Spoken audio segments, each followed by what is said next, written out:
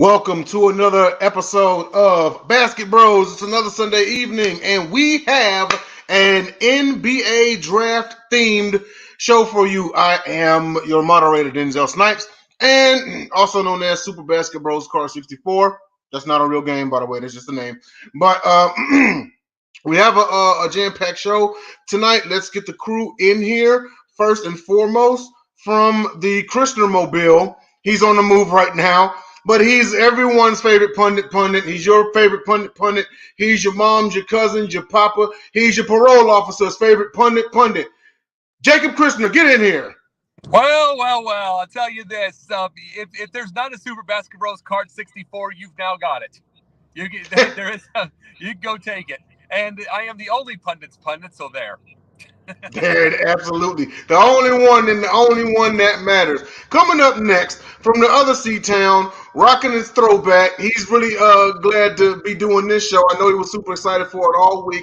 But let's give it up for Will Light. Bring him in. Let's go. Do you guys see the name? It doesn't fit. It's Charlotte Hornets are greater than the New Orleans Hornets. Yeah, right. Oh, man. If only their records reflected that. Hey, I think if it was a battle of the all-time teams, who had the better, if it was composed, sure, they have Chris Paul, but I think we'd win. Hey, absolutely. I get it. And last but not least, let's bring him on in here from the mean streets of Livonia, Michigan, right outside of Detroit. He's just a tad outside of the hood. But let's bring him on in here. Detroit Dom, get in here, brother. What up? Buffer zone, we call it. Once upon a time, the Pistons were good. Loving the name. So, just getting into my name showed up. Our first topics here. So, as I stated in the beginning, that this was an NBA draft themed show, but we'd be remiss if we didn't address this current NBA draft. So, we would like to get into our NBA team draft grades. I thought that for the most part, everyone did fairly good. I think they did pretty good in addressing each team's needs. Us, the Houston Rockets, we got two big names right off the board. It's funny because Banchero was actually projected to go to the Rockets. He ended up going number one, and the dude that we got ended up going number 3 to us. That was funny, but yeah, we did get Jabari and everything. It wasn't exactly a steal, but I would say overall that the Rockets had an A-. I think they did an excellent job in back-to-back drafts for 2021 and 2022. I believe that we're on the rise with these new group of youngsters. With the addition of with the addition of Jabari, we now, in my opinion, it addresses why Christian Wood was shipped out. We still have a big man behind the boards. In fact, we have several because this also frees up Sengun to start. He was coming off the bench last year. Sure, he only averaged 9 points, but again, he's coming off the bench. I'm curious to see what would happen if he was inserted into the starting lineup. But let's swing it over to Dom. Dom, how do you think your team did? I'm going to give them some variety of a B minus if we're talking glass half empty. B plus half full. I wasn't thrilled with the Jaden Ivey pick. I'm not a Jaden Ivey guy. I think he's good right now. He'll be a good player. I don't think he ever turns into a superstar. The pro comp that I saw was Ja Morant, and it made me sick to my stomach because I said, first of all, he's not a point guard. Second of all, he's not nearly as dynamic. He's about that size. They list him at 6'4", 200 pounds. I'm sorry. If Jaden Ivey weighs 200 pounds, then so do I. Needless to say. I mean, the Queens did us a solid. But, who did they take? I forget already. I saw it. What's his name? I'm drawing a blank, and I'm ashamed of myself. A guy I didn't want. OKC also did the same thing by taking Chet Holmgren. Didn't want that dude anywhere near Detroit. So, in addition to, so we'll see what happens with Ivy. Supposedly he's real hype about being here. He's been very vocal for 7 months now about how he wanted to come to Detroit, play alongside Cade. I think he actually has some sort of interesting backstory as far as roots. someone in his family has something to do with this city. I can't remember what it is. I also know like I want to say his mom was an assistant coach on some team in years past, which kind of shocked me. In addition to that, we moved some picks around and acquired via trade Jalen Duren, the center from Memphis. Not super hype on him either. He does fill a need. I think that the best thing that we did in and around the draft was addition by subtraction, getting rid of Jeremy Grant's dead weight and his contract. There's a lot less than intelligent than they think they are fans around the Motor City that are all irritated that we got rid of Grant. And I'm like, look, he was overpaid. I don't know why you people thought he was any good. They're like, oh, he's a superstar. He was an all-star snub. I said he was the de facto number one option on a 20-win team. Then he became the second option on a 22, 23 games last year. He was going to want a bunch. He was going to want a bunch more money. He's 28 years old. He's not a piece to build around. And if he was just going to be more expensive, I'm just glad they finally got rid of him when they did. We also made another pick, but we traded him to Denver. Ishmael Kate Tamagotchi. Don't know, don't care. He's not a Piston. He was a Piston for like 30 seconds, then he got traded. But yeah, I would say B on the surface with a potential to be B+. I'm not going to give it an A because it was not an A draft. Okay, Jacob, what about you, man? I'm the de facto Boston on this one, and they had so many beautiful picks. Oh wait, I think when they picked one was 53. So basically mine's an incomplete because it's basically one pick. You know, you're going with that for the obvious reasons. It's J.D. Davidson, but so I'm going to take this time to absolutely throw my piss fit on Chet Holmgren. You know, for Oklahoma City. Because I'm really getting annoyed with the media right now saying the best in the league and putting him there just because he's got himself a bit of arrogant attitude, which I expect, but he's not ready. He's not ready. He looks like he has Marfan syndrome. I wonder something about him. I wonder about his stamina. He doesn't collect his own. He cannot create his own shots to save his life. And then those are going to be a lot of things with this whole deal in the first place. Everybody's going to wonder if he's going to be a top 5 this year. I'm wondering if he's going to get on the bench eventually. I truly believe that. Put me on those 1 foot tall drywall stilts. That's Chet Holmgren. Weighing about the same. He's actually, I think, like pounds per inch. He weighs less than I do, and his BMI is less than mine, if you can believe that. You see these noodles? My arms are bigger around than his. Oh, damn. Well, the biggest thing about it, like I said, is like he's got skills, but he needed another year. He needed another year at Gonzaga. He needed another year to be able to create things. Right now, but we're in this era where Sharif O'Neal wants to go into the pro. He had 2.3 points a game. And what's the point of all of this in the first place? So, yeah, he had maybe 17, 18 points a game, Chet did. But, he is going to – there are so many real athletic players now. They're going to run him over. They're going to use him as a toothpick. I think that he had fooled his way into making himself a lottery pick, and I think if he did stay another year, he would have got exposed and fallen out of the lottery and maybe out of the first round. Fair. Like, as soon as I heard about that guy and I watched him and I looked up his numbers, I was like, this can't be right. And then I watched him play, and I'm like, that guy's going to get hurt. Let's talk about guys who couldn't play in another era. Woof. Yeah. He'd get killed. It's like, I think he's got good skills. He's got skills for this era, but he's not strong. Right. He's not very strong. And Kevin Durant, they talk about this whole Kevin Durant thing. Kevin Durant could create shots. He had a lot more defensive presence. He had so many things. He was even at that skinny build. Yeah. So many more things that Holmgren did. KD was skinny, and he's still kind of skinny. He was never Chet Holmgren skinny.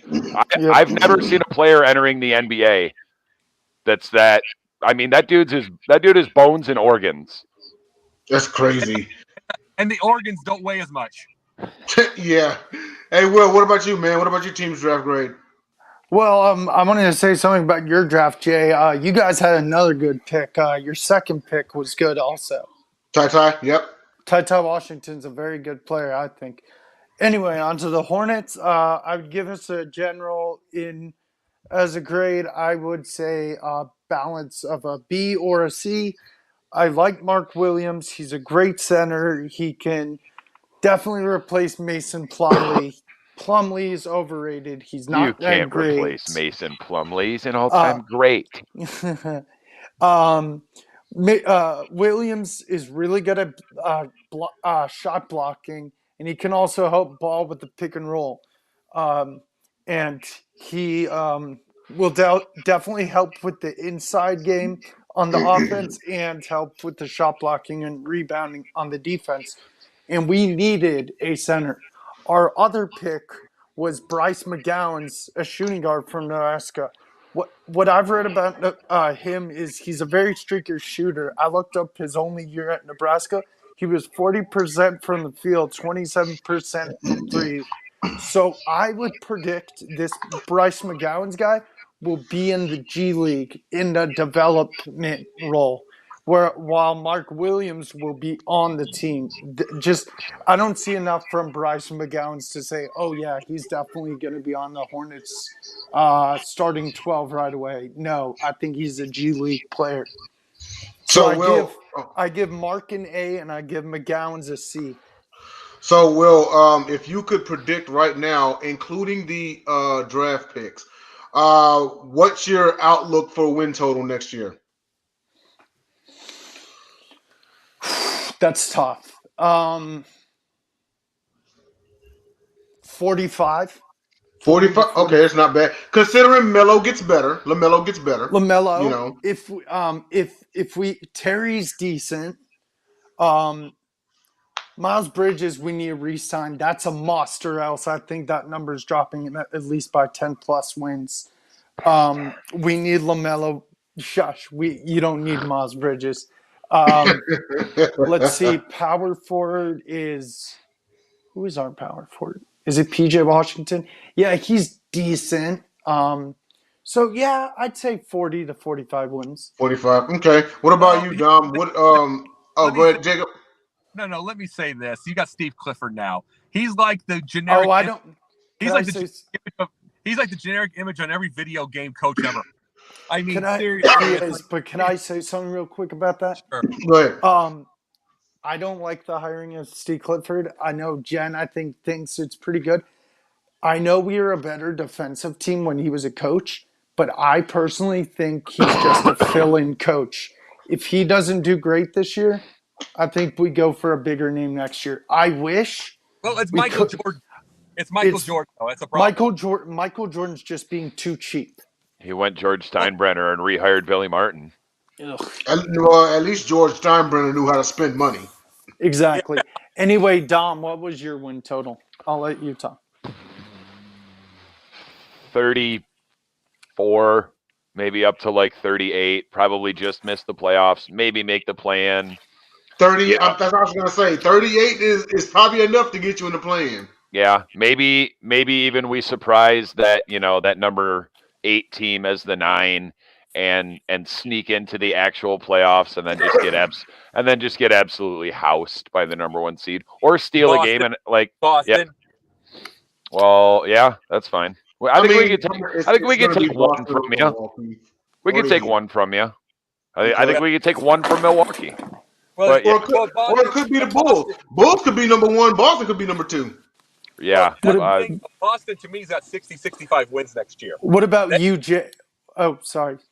Yeah. No, you're good. You're good. It's like, no, to me, Boston 60 to 65 wins. I mean, that was a young team that really, that even with the thing with the closest and everything, gave a awesome Golden State team a battle. Don't waste your energy piling up regular season wins. Worry about learning how to win in the finals, sir. Oh, no. Understood. I'm not even saying what they're going to win in the finals. I say they're going to get younger. They're going to go into they're going to be going into the free agency. They're doing they have one. Here's the thing. They're going to the free agency because they had 1 draft pick. So, and they've already got a young team, a young, tough team. What about you, Jay? How many wins you got? And then I think we need to bounce to our next segment. Yeah, absolutely. I'm gonna. So we were at 20 last year, but I mean, you've heard me say it on the carousel. I think we left a lot of wins on the table. We probably should have been a 35-win team next year. I agree. So, taking into consideration, if we had closed the deal on all those games, or if at least like 10 of them, I honestly believe Houston can shock and get 40 wins next year. I can definitely see that. I think Houston could get 40 wins, whether that lands us the 8th seed outright or a play-in. You know what? If we get in the play-in and lose, I'm actually okay with that. Right. Because that's a huge step from being last in the NBA to you were this close to, like, you're in the play-in. That's a huge step, dude. If we can get meaningful summer basketball. Exactly. If we can get like the 10th or 9th seed and we lose out in the play-in, I'm fine with that. Got a question for you. I had a question for you, man, real quick. Mm-hmm. Truthfully, and I'm just asking you this: you think you get a new coach next year if your prediction is right? Do you think you get a new coach? Do you think you keep him? Silas, we're keeping him. He's a great young coach. I wish the Hornets could have kept him. I just meant if he would have another year like that, if he has another year like that, or if he doesn't improve, do you think you keep him or go, or do you think it's another year? I think they'll give him one more shot. I think Silas gets one more year. I think Dwayne Casey might be on a short leash. If we go out there and struggle and only win 25, 28, even 30 games, like he's got to win at least 35 games this year. Right. Yeah. Well, we do have to bounce to our next topic. And that is your team's best and worst draft pick of your team's history. I guess I'll leave this one off. Obviously, the answer for best draft pick is Hakeem Olajuwon. Came in 1984, first overall, and notice they did pass up on Michael Jordan, but no one really gives Houston, flack for it. I mean, you're talking about a guy who in the same year, and he's the only man to have done this, to win an NBA title, of a regular season MVP, a finals MVP, and defensive player of the year in the same season. He was the best player on his team for every year that he's been there. So most definitely Hakeem Olajuwon's the best. The worst one, and I know Dom's going to pipe up on this one. So our worst one was Eddie Griffin. Here's the story on Eddie Griffin. Eddie Griffin was drafted 7th overall by the New Jersey Nets in 2001. Dude, he was sweet on live, though. If you can control his brain and off-the-court decisions, keep going. I knew you was going to say something. I knew it. Hold on. Okay, so an in-draft trade happened. Houston traded to New Jersey the 8th pick, their 18th pick, and 23rd pick. Now, considering that Eddie Griffin only played 2 years for the Rockets, he was released in 2003. One of those picks we gave up turned into Richard Jefferson. And last but not least, what dug the knife even further in the wound, Tony Parker was still on the board. Go ahead, Dom. Okay, best draft pick was 1981, number 2 overall pick. You know him as Zeke, the babyface assassin, Isaiah Thomas. It's not. I thought about it for a minute. And I was like, okay, if it's not Zeke, like who could it even be? There's no one else you can really even mention. Could have maybe said Grant Hill, but all those injuries. Hill was a great pick. Zeke was a great pick. He's a Hall of Famer, multiple rings. Worst pick. Christ. Can I get 2 or 3 Mount Rushmores Terrible picks? Darko. That's Serbian. Darko, Brandon Knight, Greg Monroe, Austin Day, Rodney Stuckey. Top there because I see the veins in my arms like popping in and out, and I was just getting mad. I was about to go try to fist fight Joe Dumars. Yeah, I didn't even look at the rest of those drafts to see the guys that we passed on because I know in my head who they are. Darko was probably the worst, but there were several more that were also equally unforgivable. We have not drafted well. Cade Cunningham is our best draft pick, potentially since Isaiah Thomas or Grant Hill. Considering the Darkos and the Brandon Knights, Cade Cunningham is like a fresh sunrise. Tell me different. it wasn't even supposed to happen because we drafted Killian Hayes to be the point guard of our future, and we weren't supposed to be that bad. But thank you, Jeremy Grant, for your terrible shot selection, lack of defense, not rebounding, etc. Like, thank God we only did improve by 2 wins, and we got Cade Cunningham. Wasn't supposed to happen that way, but I'm glad that it did. Yeah, sometimes it plays out. What about you, Will? Go ahead, man. So the best Hornets draft pick, I'm wearing his jersey. It's Kemba Walker. Even though he was a Bobcat draft pick, still counts. Woo! In my eyes. He was a No, Bobcat. keep going. But Keep going. Now he's bombs. I know the The debate next is topic. It'll be the next topic. Go ahead, Will. Larry Johnson. I know is up there for it sure. ain't him. It's not even him. Go ahead. Keep going. Kemba is the reason I said Kemba is because he's the all-time Hornets leader in minutes played, field goals made, 3-pointers made, and points. And he did this in 8 seasons, and he was the 9th pick in the 2011 draft. The worst pick, and I've never heard of this guy, his name was Kirk Haston, 16th pick in the 2001 draft, averaged 1.2 points per game in 27 games, averaged 1 rebound per game, and no steals. And we passed on Tony Parker, Gilbert Arenas, and Mehmet Okur. Oh, Mehmet, the Turkish delight. Yes.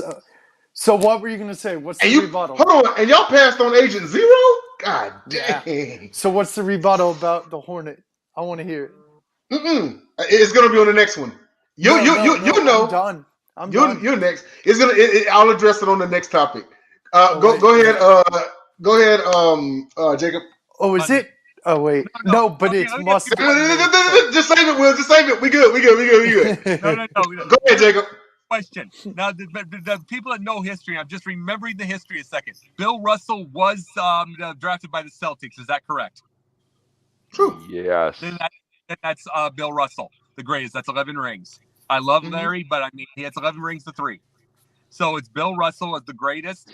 The absolute worst, and I'm telling you this right now, Michael Smith out of Brigham Young. And guess what? They picked him over Sean Kemp.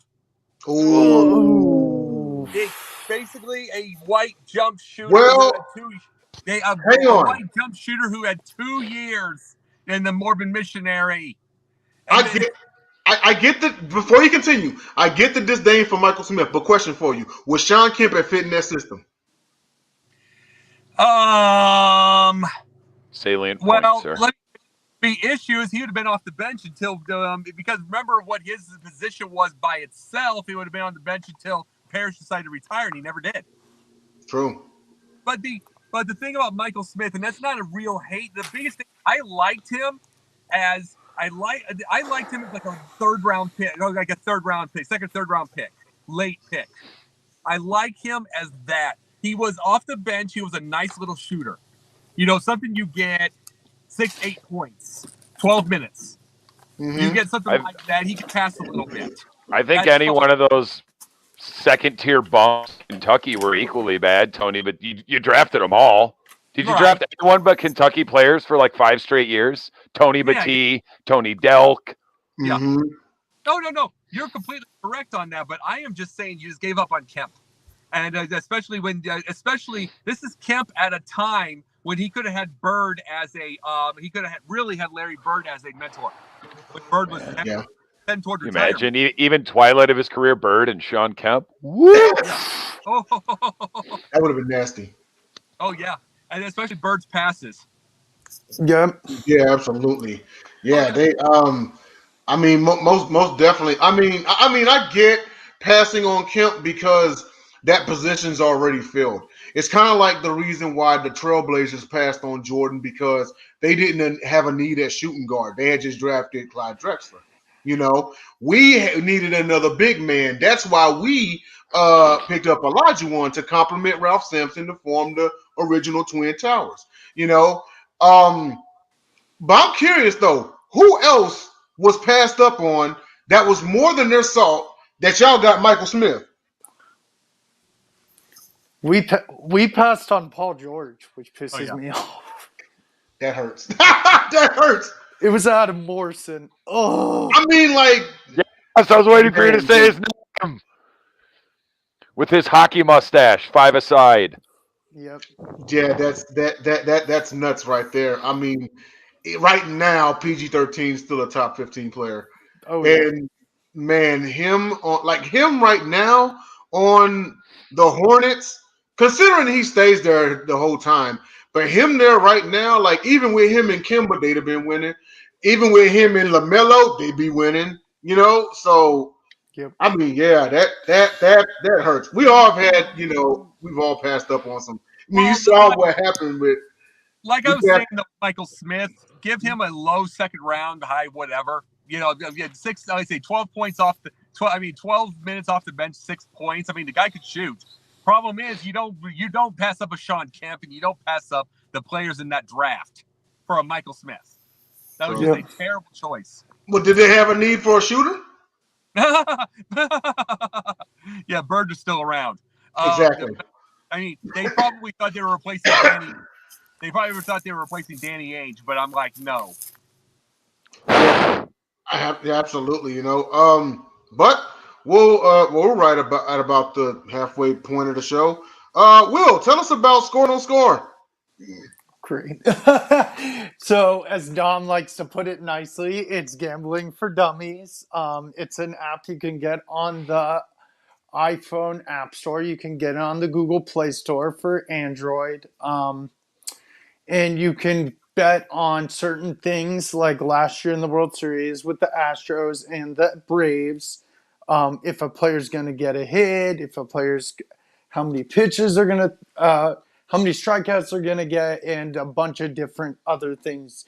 And it's free.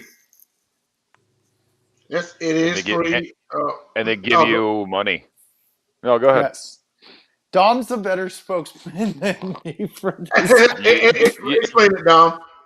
I mean, it's like a lot of the other gambling sites. Like they want to bring you in, so you make a small contribution of your own money to gamble, and they match it. So, and there's opportunities to win large amounts of money without really knowing a whole lot about sports. And who doesn't like almost free money? I know I do. I don't know a lot about sports. I don't. What are you talking about? No, I'm kidding. You can download the Score No Score app on Google Play if you have an Android, or the Apple App Store if you have an iPhone. So I just want to do a quick shout out to the top 4 of our network. That's Eric Wilson, John Shearer, JB Ellis, and Jake Malik. And JB Ellis, this one's for you. A water shirt for you, your favorite Brooklyn baby. I Big love Smalls that. in the house. Yes, sir. Okay. That is an awesome shirt. And he was a Biggie Smalls fan. It's going. Oh yeah, absolutely. Yeah. Call him, ask him. Call your brother and ask. Next topic is going to be top 3 favorite draft classes of all time. This one I enjoyed doing research on. I mean, I already had what I had in mind, but I did want to go, of course, extensive to it. So I compiled this and also have an honorable mention. And it'd be cool if y'all did too. If you don't, it's okay. But my top three in order. I've got the 1984 draft class, which elicited MJ, Olajuwon, Barkley, Thorpe, Stockton, and Kevin Willis. Now, quick explanation. Between MJ and Olajuwon alone, that's 8 titles. Thorpe makes 9. Kevin Willis makes 10. Barkley and Stockton have both went to the NBA Finals. Of course, they didn't win. But, I mean, that alone right there, you have everyone in as far as, from super role player to superstar.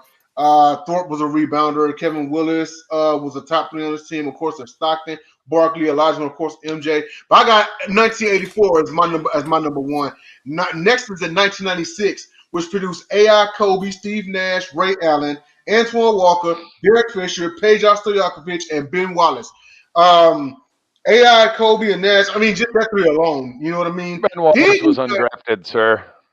Ben Wallace? Well, he undrafted. Was he undrafted?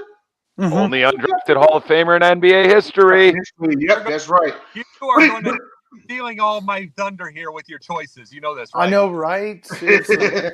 Well, I guess we can omit. No, I'm gonna still consider. Well, no, he's technically undrafted. But I'll move to 2003. Oh yeah, and what I was gonna say about Ray Allen, the guy that was considered the greatest shooter after Reggie Miller and before Steph Curry. Also in 2003, that's my third one that produced Marshmello, LBJ, and Wade. And then my honorable mention, and then I'm gonna pass it over to Dom. My honorable mention is 1992, which produced Shaq, Alonzo Mourning, Alonzo Mourning, Christian Laettner, Robert Horry, and Latrell Sprewell. Emphasis on Alonzo Mourning. Yeah, you Oh my choked on gosh.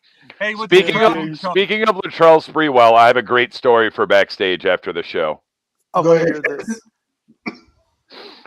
Me? Well, you already took my thunder with 96, as you mentioned. I think you forgot to mention Sharif Abdur-Rahim, the best player in CBA, that is Chinese basketball, not Continental Basketball Association, Starbury. He's got a statue in, Beijing, Shanghai, somewhere over there. Ray Allen, like you said, Peja. Calling Chris Jackson what he got drafted as. That was...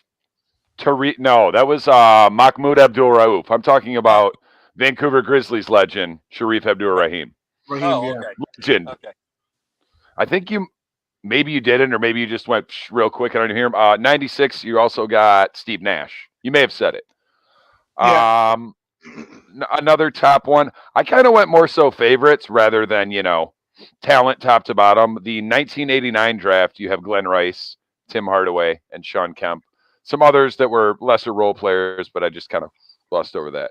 Probably my favorite as far as talent was the 1987 draft. The number 1 overall pick was the Admiral David Robinson. You also had Scottie Pippen, Kevin Johnson, who I think is one of the most underrated guards in NBA history. You also had Horace Grant. However you say it. Whatever. I've had a long week. You also had... He said, I've had a long week. Also in the 87 draft, Horace Grant, Reggie Miller. I don't have an honorable mention, but I will pass it to one of you two capable gentlemen, whoever's ready. Go ahead, Will. Yeah, like Jay had the exact same list as me. Number 1, you got 1984. You got Jordan, you got Stockton, you got Barkley, Olajuwon. All phenomenal players in their own rights. Number 2, you said it again, 1996, you got Kobe, got Ray Allen, you got Nash, Iverson. All were great players in their own rights yet again. 2003, you got LeBron, Wade, Bosh, Anthony.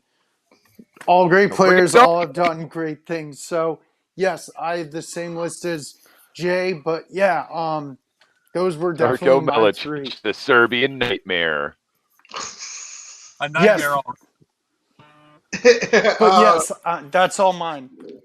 All right, Jacob, yours. Well, let me explain something. You brought up on the list, but I'm going to bring up 1992 right now. It's a big reason for this is because during the COVID time, I was bringing up to you guys that I watched like a lot of the, just like the Bird games and like Michael and Magic and all them, from the years from 79 on, when you get to 92, it is the change of the NBA as we know it. That's true. Literally, you have got powerhouses like a Chris Webber, a Shaquille O'Neal. These guys are monsters with muscles dribbling up the court and making passes. There is no more. I mean, you got to realize. Think about this. Mark Eaton retired in '93. Mm-hmm. It's like Mark Eaton retired in '93. Like you had Kareem Abdul-Jabbar in like '89. I'm saying everybody that was a traditional center, that just kind of stood under a basket and just waited, is gone. Yeah. Are done. It's like Shaq. You got to remember, Shaq couldn't shoot from outside, but he was running up the court and starting fast breaks. True. Can I ask something real quick? Did you guys hear that ruffle noise? No. Okay, good. I'm muting myself. Okay, good. Sorry. Go ahead. But to Jacob's point, before you continue, that's actually a great point. 1992, you could say was the catalyst for today's athlete because going away was the tall, lean athlete, and this was the beginning of the tall, muscular athlete. Yeah. Oh yeah. 100%. And the Chris Webber was the reason Bird retired, because that was the truth. Because it's like he knew that there's more Chris Webbers to come. He can't move anymore. Right. And it's like he can't move anymore. All he's going to do is shoot, and all these guys are just blowing up the way. And just like the way they're blowing up the court and the speed and the muscle they have, and it's like they're able to play 4 positions, if not 5. Yeah. And it's like it's such a different. See, I talked about Bird being a change at small forward, but by 87, his back was gone. His slowed down. This was not the time, and he had 5 more years, and this wasn't the time anymore. And it's like from there on out, you did not see players play with that kind of injury anymore.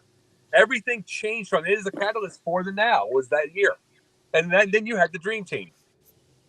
It's hard to get out of bed when your back's messed up, let alone play basketball at the highest level. That is true. That is true. Absolutely. And he still scored 20 and 10 in his final year. Yeah, that's nuts. So you said you had 92 as your best. Who were your other ones? Oh, 84, 2003. To 96 is fine. But I'm saying, though, it's like you've named all the lists. Why should I do that? But I was wanting to bring up my point on 92. It was the catalyst for the world that we know. Right. Now, what are your thoughts about the 2003 draft? I'd say the biggest issue I have whatsoever, there's obviously LeBron. But I feel like with the Carmelo, you had Darko, obviously. There's a lot of, I like 2003 because of the amount of players that are around. But there's also a lot of, as you called it, money left on the table, wins left on the table. All that kind of stuff. That's a catalyst. See, 2003 to me, I'm not saying LeBron. I'm going to say Carmelo.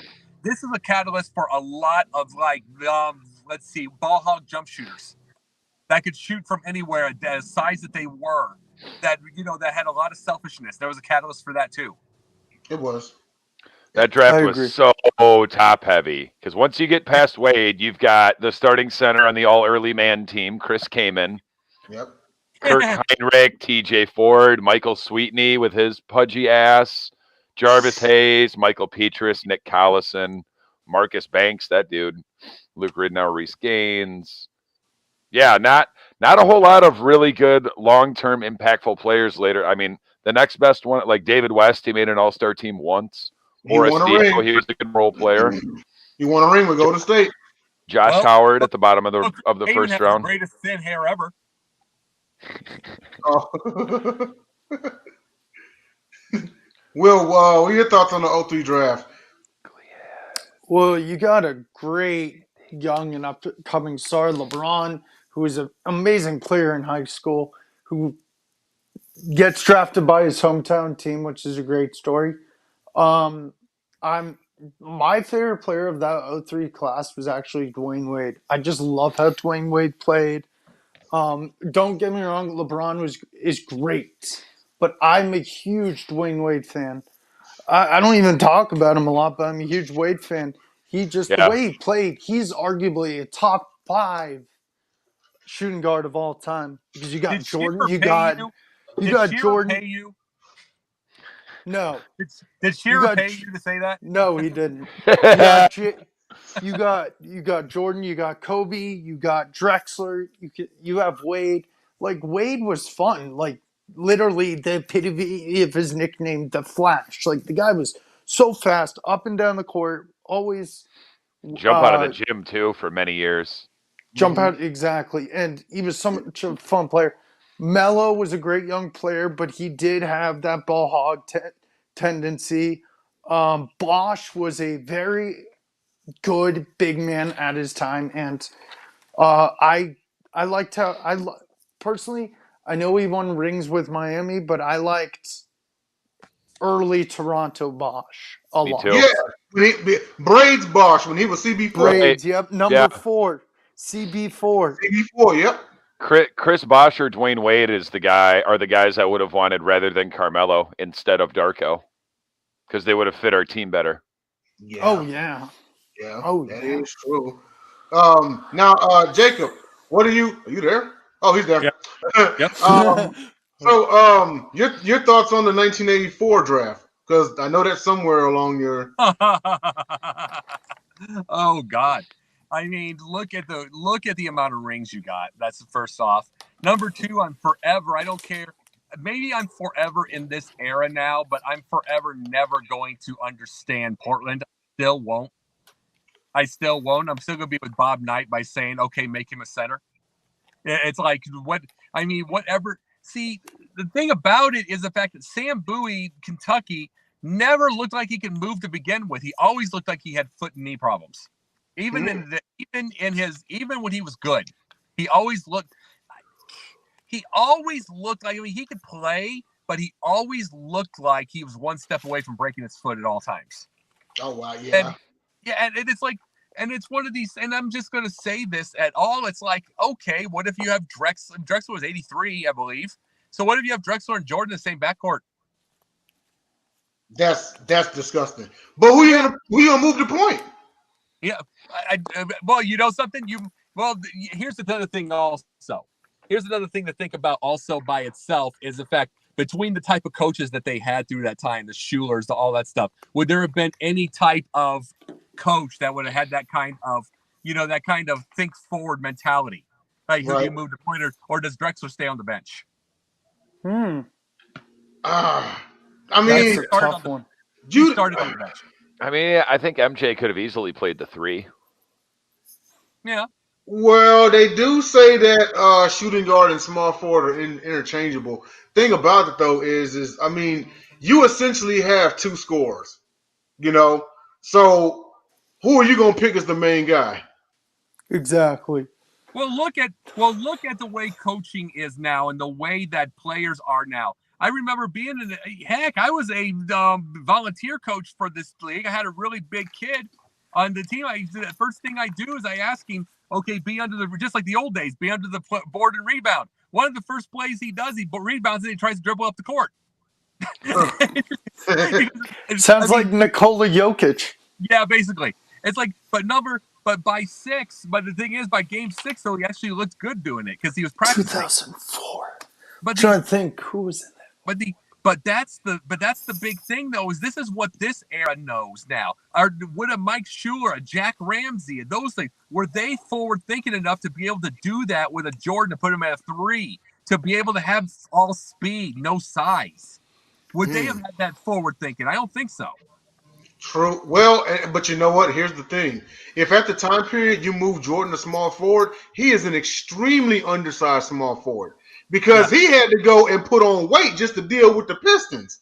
And and then small forward. Oh, by the way, you're guarding Bird, who smoked everybody from the perimeter, and he's passed all the time. There you go. Michael Jordan was a very skinny man when he came into the league. He wasn't but about.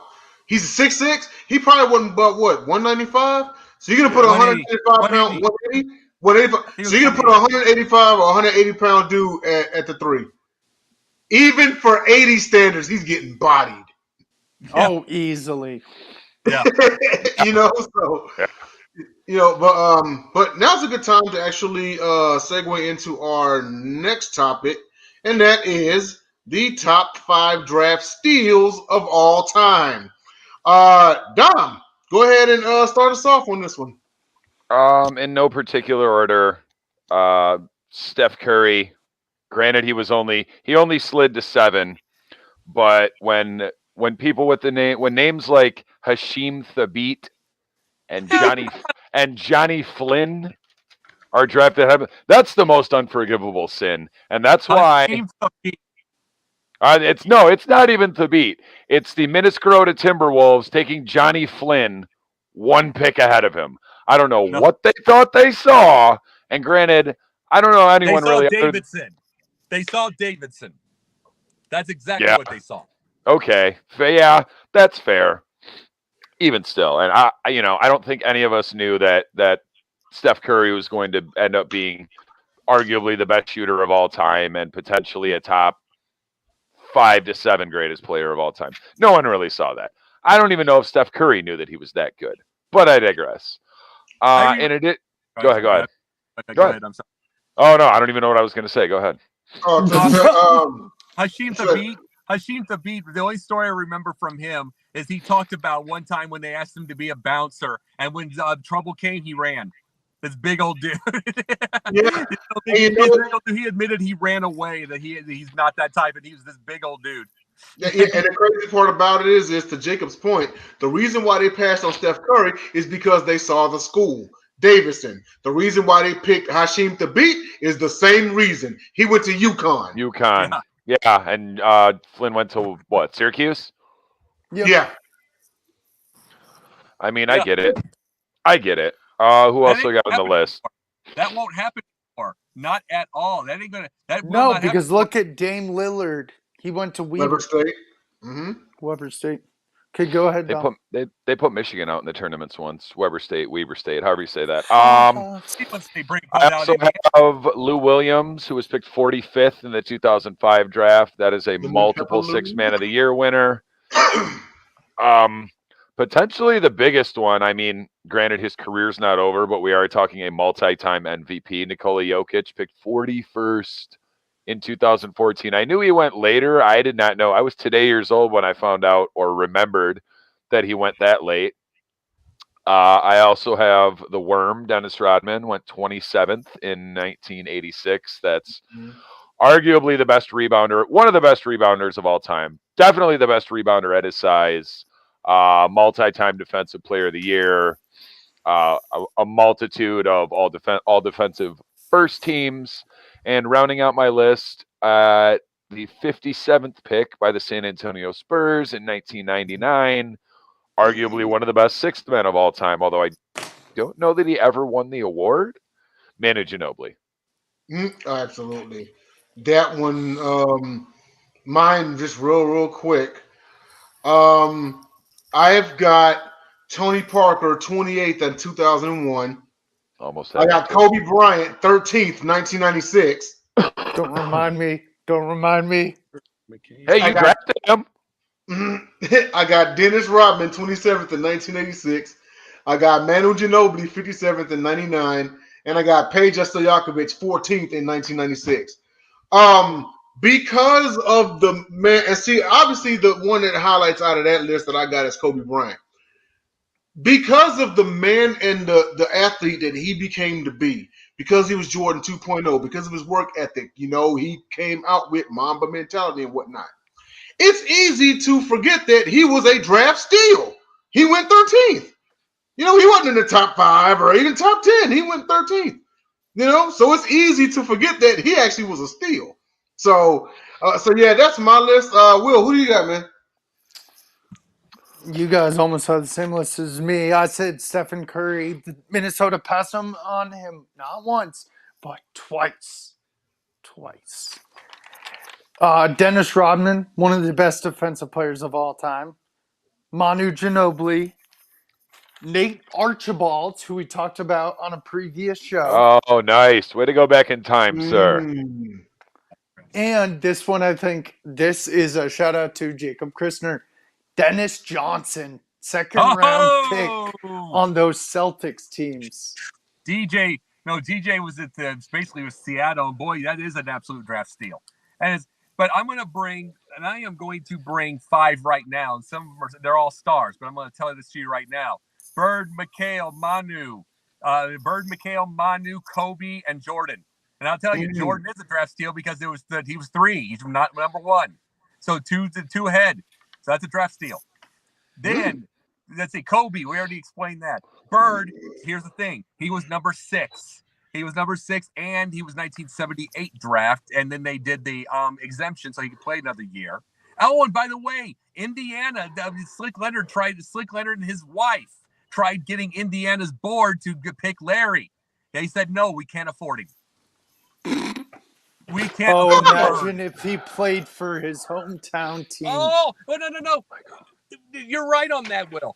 If you play for your hometown, this is the biggest homebody who on his days off flew back to Indiana to go fish. You're telling him, oh, by the way, you're 90 minutes away from your mom every minute of your life. So with that being said, before you continue, the notion of we can't afford him, I mean, don't you think Bird would have worked something out just to play at home? Well, you're 90 minutes from mom and a creek to fish. You don't think they would have worked something out? That he said, I have 13 years in Indiana. That ownership screwed them. They screwed him out of Larry Bird. Oh yeah, and then let's see.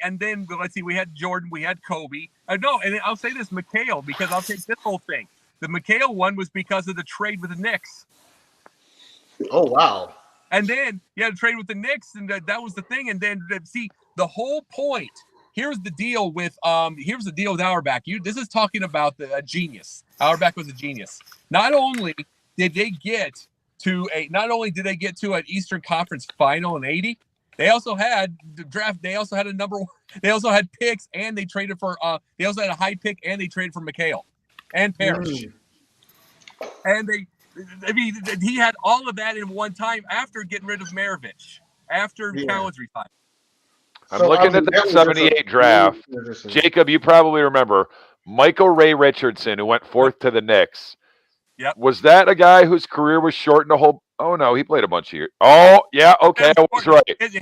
His prime was shortened. He did too many damn drugs, but he was. I was going to say drug problems. I knew I remember that right because I'm looking at Basketball Reference right now. The last year of his career, did not play, suspended, substance abuse. Yeah, don't be out of he had too many drugs. I mean, Roy Tarpley, too many drugs. There was a lot of players that just could not get off the damn nose candy. Yeah. Speak of nose candy, what Len Bias could have been. Yeah. Here's what's the story behind that. That was his only time he ever took it. The way that story has been told, that was not his thing. It was everyone else's on the team's thing. But it wasn't not his. Yeah. He literally died from the first hit of cocaine.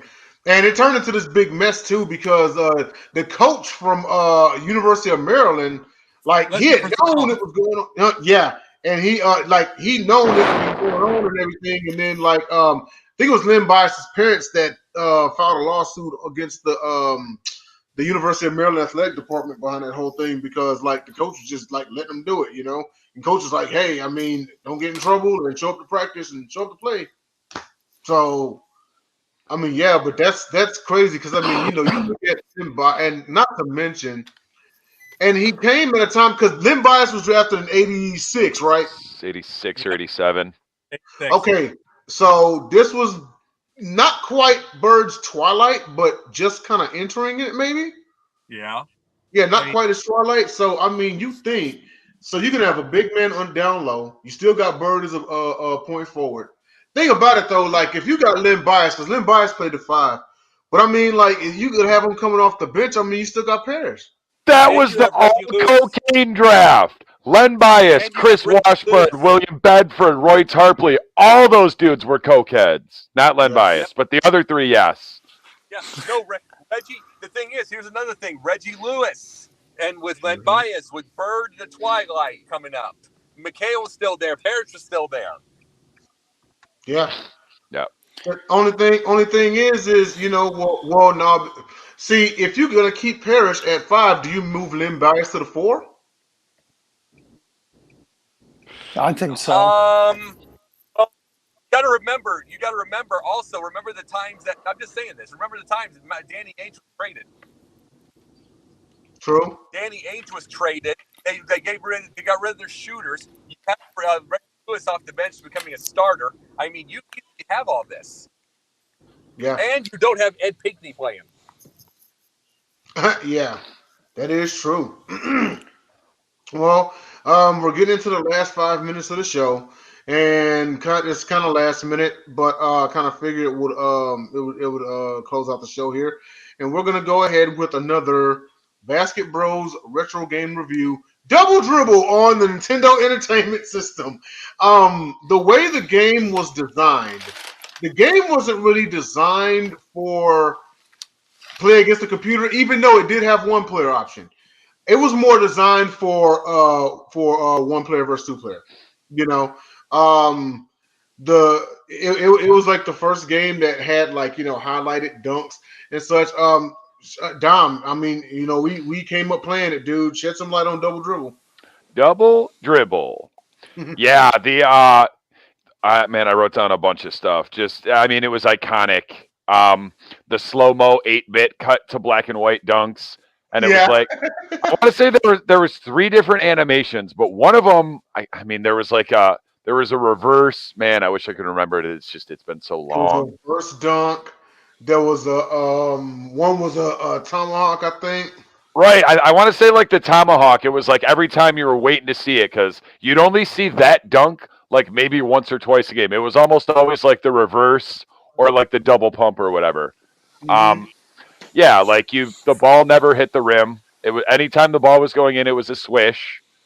The sound the ball like if you jacked up a half quarter, I'm pretty sure they used the same sound bite from some other Nintendo Entertainment System game, and it was like a war game where you were dropping a bomb. I wish I Yeah. could create the sound or we had the sound bite because as soon as I heard it the first time I played Double Dribble, I'm like, is that the bomb sound from like Guerrilla War or something? Yeah. But yeah, that was a great game, and it only had 4 teams. It was, you know, no NBA licensing, but at halftime, like if you picked Chicago, which was the red team, they would do that thing with the cheerleaders, and the mascot would run out like this, and he'd get to half court and turn, and it was a bull. And like the Lakers one, obviously, what the LA team, it was like a frog with a surfboard. I don't remember what the New York mascot was. I don't know to this day. I don't know what a Knickerbocker is. If anyone on our panel or anyone watching can shed some light on that, I'd love to know because I really don't know. But yeah, it was. Knickerbockers or pants. Yeah. Oh, knickers! Yeah. I learned something. Thank you very much for that, Jay. Who else? Jacob, go ahead, man. He froze up. He froze. He's speechless. I think he froze up. Till he comes back on.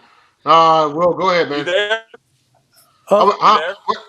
Yeah, yep, we're we're here. here. Okay, no. Sorry, I'm not gonna do this in the car too much anymore. But no, the thing about it is Okay, now he's coming in and out. Hey, he coming in and out. You might have to like. Can you hear me? Okay, Now we we can hear can. you. Yeah, okay. I said it was Blades of Steel with less. Here's the thing: it's Blades of Steel with less teams to me, and I could not. And I have always been somebody who's liked realism.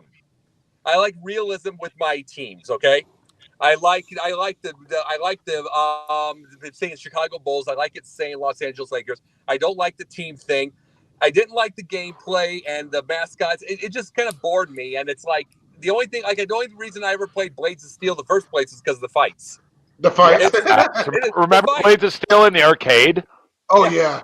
Yeah, but it's like, see, the thing is, Double Dribble was never my type of game because I've always been too much into the realism aspect of whatever. And like, especially with sports games, I always have been. Like, you got to remember, I started with Dr. J versus Bird and Bird versus Jordan. I started with those games, and those are real players. Yeah. So you have the thing. I don't know what I can say. Hey, Bird, yay, or whatever. I can't pretend otherwise. I can't be a pretend announcer that way. Yeah, because it was like, they had like a couple of white guys out there, a couple of black dudes, and like Yeah, they all look the same though.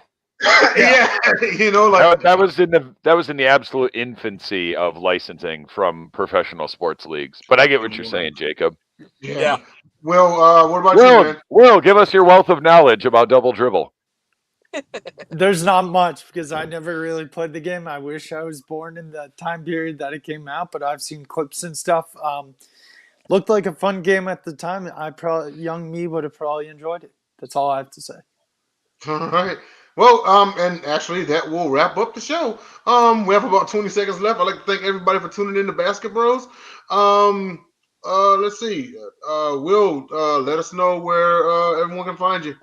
I'm going to go real fast. Monday during the season, NBA Carousel. Thursday nights, the Sip Off. Saturday nights, I'm occasionally on the Gauntlet. Sundays here. Dom? Pretty much everything that he said. Also, the Gauntlet, hosted by James Tatum, myself, Denzel Curry in the top left, and JJ Jenkins. I also do a couple Lions shows throughout the week with my boy Smoke and Jeremy B. And Thursdays, when the NFL season starts back up, you will see me representing the occasionally hapless Detroit Lions on the NFL Carousel. Jacob? And Will's, I have to repeat it again.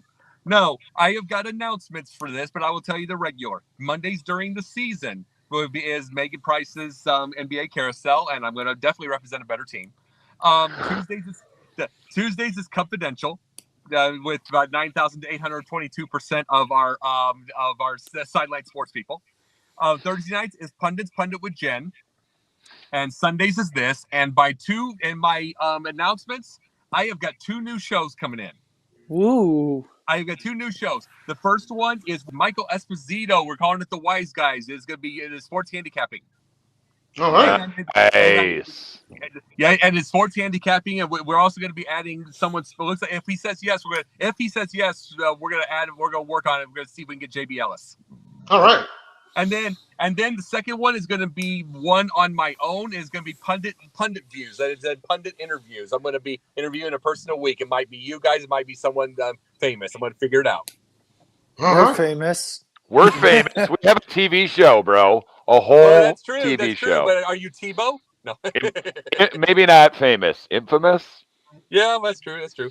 Maybe. Absolutely. Hey, I'll go real quick. Confidential Tuesdays. I produced it along with JB Ellis, Jordan Long, Jacob Christner, and Jennifer Matthews Lewis and Steve Schwanda. Also, occasionally I pop in on the sip off. I'm in the comments or I'm on the panel.